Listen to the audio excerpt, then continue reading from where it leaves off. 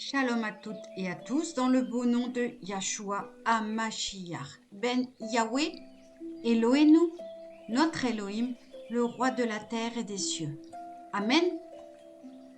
Aujourd'hui, lecture de la Haftara dans Les Juges, chapitre 13, versets 2 à 25. Et je rappelle les dates de Shavuot, le 27 mai au soir, au 28 mai au soir, le 28 étant une journée chômée.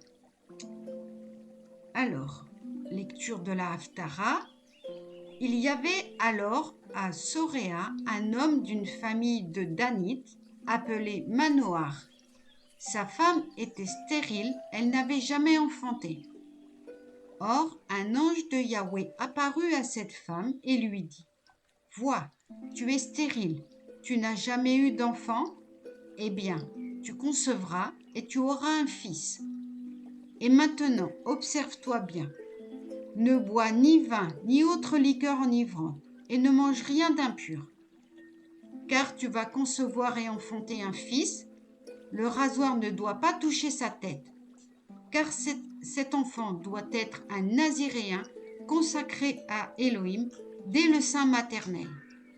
Et c'est lui qui entreprendra de sauver Israël de la main des Philistins. » La femme alla trouver son mari et lui dit : « Un homme de Elohim est venu à moi, et son aspect était comme celui d'un ange, fort imposant. Je ne lui ai pas demandé d'où il venait, et il ne m'a point appris son nom.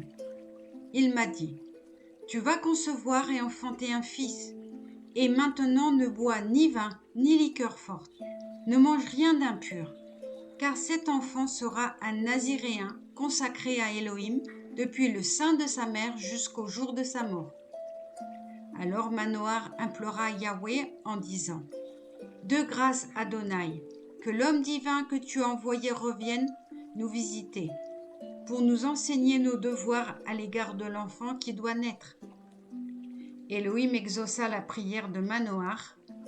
L'ange de l'Adonai vint de nouveau trouver la femme tandis qu'elle se tenait au champ, Manoar son époux n'étant pas avec elle. Elle courut en toute hâte l'annoncer à son époux, lui disant : « Voici que j'ai revu l'homme qui était venu à moi l'autre jour. » Manoar se leva et suivit sa femme, et, arrivé près du personnage, lui dit : « Es-tu celui qui a parlé à cette femme ? » Il répondit : « Je le suis. » Manoar reprit : « Vienne maintenant ce que tu as prédit.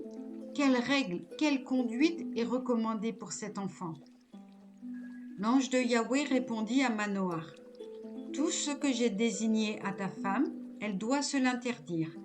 Elle ne mangera rien de ce que produit la vigne, ne boira ni vin ni liqueur enivrante, s'abstiendra de tout mets impur, bref, tout ce que je lui ai prescrit, elle l'observera. » Manoar dit à l'ange de Yahweh : « Oh, permets que nous te retenions encore et que nous te servions un jeune chevreau. » L'ange de Yahweh répondit à Manoar : « Tu aurais beau me retenir, je ne mangerai point de ton pain. Et si c'est un holocauste que tu veux offrir, offre-le à Yahweh. » Or, Manoar ignorait que c'était un ange d'Elohim.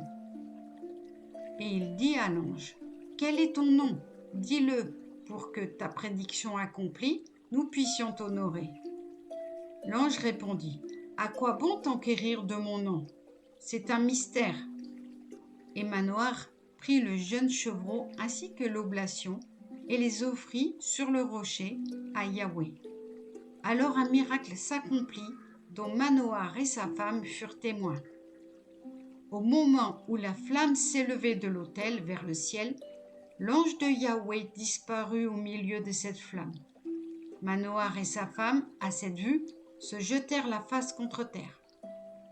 L'ange cessa ainsi d'être visible pour Manoar et pour sa femme. Alors Manoar reconnut que c'était un ange de Yahweh. Et il dit à sa femme : « Nous sommes morts, car c'est un être divin que nous avons vu. » Sa femme lui répartit : Si Yahweh avait voulu nous faire mourir, il n'aurait pas accepté de notre part holocauste et oblation. Il ne nous aurait pas montré tous ces prodiges, ni fait à cette heure une telle prédiction. Cette femme donna le jour à un fils qu'elle nomma Samson. L'enfant grandit et fut béni de Yahweh. L'Esprit divin le saisit pour la première fois à Marané-Dan, entre Soréa et Eshtaol. Amen. Shabbat Shalom, Rag Shavuot Sameach. Amen.